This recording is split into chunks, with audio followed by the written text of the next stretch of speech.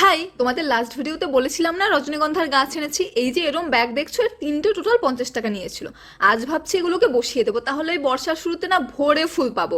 আর এর আগে এই বড় কাঠচাপাটা আর বোগেনভিলিয়া গাছটা বসিয়ে দিয়েছিলাম। যত গাছ আনা হয় তত খাটনি বাড়ে, নতুন গাছ বসানো তাদের একটু আলাদাই করে যত্ন নিতে হয়। আর পুরনো গাছগুলো তো রয়েছেই, তাদের যত্ন আত্মি, তাদের খাবার দেওয়া, বহুত কাজ থাকে বাগানে।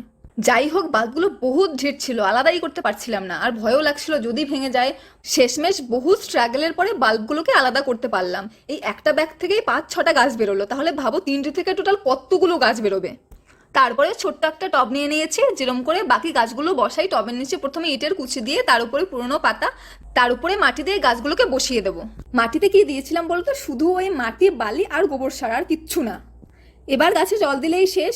তারপরে শুধু অপেক্ষার পালা, কবে গাছ ভরে ফুল পাবো। আমার তো রজনীগন্ধা ফুল ভীষণ পছন্দ, তোমাদের কার কার পছন্দ কমেন্টে জানিও। চলো আজকের জন্য এটুকুই, টাটা বাই বাই।